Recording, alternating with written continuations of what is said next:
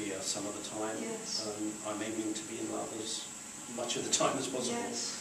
And how does that fear or love, we used to have a similar thing when I was an ordained Buddhist here at the London Buddhist Centre. We used to say we used to call it power mode or love mode, but really power mode is fear mode, because you're only trying to get power over somebody. Yeah, it's an expression of fear, really.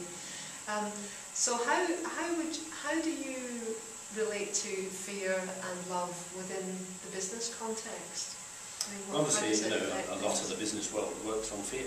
Yes. They motivate people through fear. And I think also for me it's about not judging that. I'm not saying that's bad, they shouldn't be doing that. It's just like, okay, we've all got fear in us. Yes. And for me that's the self-acceptance bit. It's like, don't judge people that are coming from fear. They just probably don't know any better. I didn't know better when I was coming more from fear. Yes. In the same way that we shouldn't judge ourselves if we inevitably get caught up in anxiety or fright or even strong aversion or hatred or whatever it is. But I think for me that there's a difference between thinking, oh, I shouldn't judge, and accepting that I do judge. Yes, yes. I think especially in a lot of spiritual circles that I used to kind of wander, be involved in and wander around in, like, oh no, you shouldn't judge. The truth is we all do. And that statement in itself is walking judgment machines on the whole. Absolutely right. So it's accepting that we do it. I judge myself every day, I probably judge other people every day, but as much as possible going, actually that's not how I want to be. Let me try and be a loving presence rather than a judgmental presence. It's interesting you say that, because I've been practicing and teaching meditation for years and years and years in various contexts, and the way I was taught meditation initially was almost like about trying to eliminate parts of ourselves from our core. And actually I had the benefit of decent teaching, so I didn't get that message too strongly. But really, increasingly, I've developed a meditation approach which is so inclusive and so accepting, and it begins so gently with, listen to the sounds you can hear, don't try and throw them out. Be with the emotions that you're feeling, good, bad, indifferent, or nothing, or not in touch with yourself, or whatever it is. And it's such a relief. Yeah. Just to begin with that starting point of what is, without trying to make it something else. Yeah, it certainly caused me a lot of suffering to try and eliminate the parts of myself that I was judging so harshly. And it didn't work. That's the thing, it doesn't work ultimately. It didn't make me happy. So that, for me, that was probably when I started understanding A Course in Miracles and what it was about. And then I met a couple of teachers who live in America who, for me, two of the greatest teachers of love that I've ever come across. And it's one thing to read a text, it's another thing to be in the presence of people that you know you're very loved and accepted in their presence. So for me that's been the trajectory of my life for the last 10 to 12 years is self-love and self-acceptance. But I think it will be my journey for the rest of my life. There'll still be bits of me that I don't like and I judge harshly until I reach my last breath. I did a wonderful exercise the other day. My wonderful husband Pat recommended it.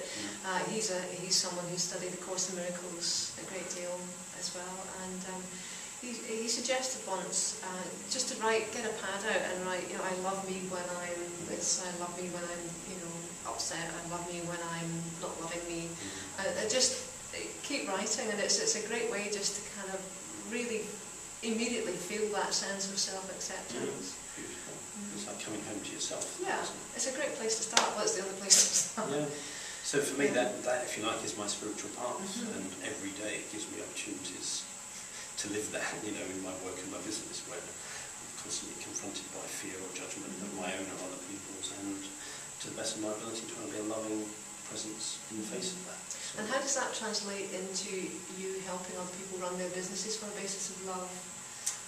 Well, talk about business as being an act of self-love, because like we've just touched on, so many of us are hard and harsh on ourselves, and to try and build a business based on pushing yourself and making yourself do things and going against your own grain. Right. A, probably isn't going to work very well, and B, if it does work well, it's not going to be very fulfilling. And it's not going to be very sustainable. No, and you're going to burn out and probably want to give up. Yeah. So to me, building a business is a creative act. It's an act of self-love. It's an act of sharing that kind of love out in the world. And my impression is that's not very explicit in the big world of commerce. And what I'm really drawn to doing as part of my work is making that more explicit and finding the right language to make that. You were talking about inspiration as the right language, and I've been wondering recently about the role of intuition, and I've noticed on programs like The Apprentice, people seem to be quite happy talking about business instinct.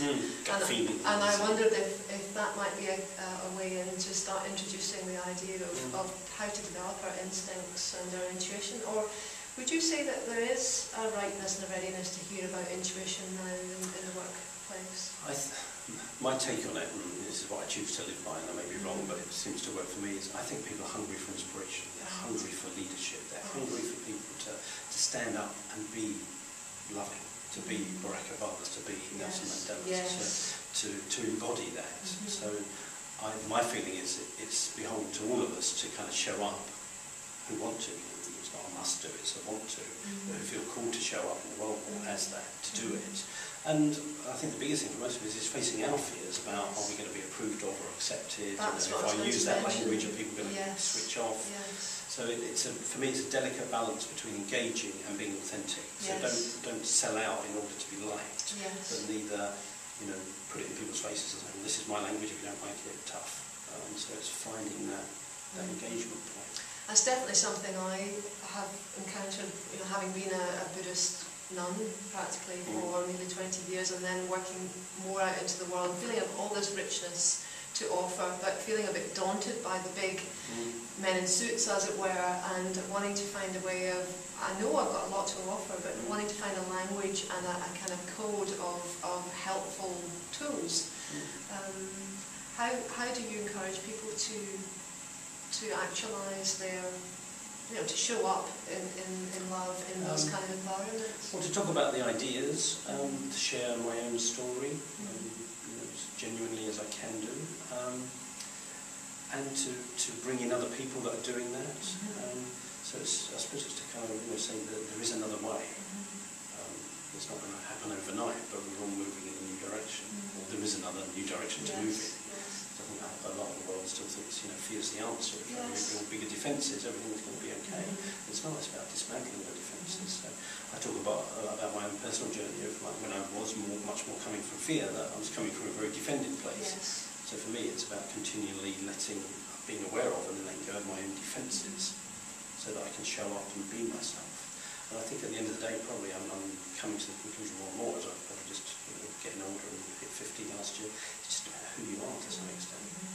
If you show up, your energy touches people. You could be talking about the telephone directory, and people would somehow still feel there was something there. So I'm just saying that about me, all of us, it's our presence.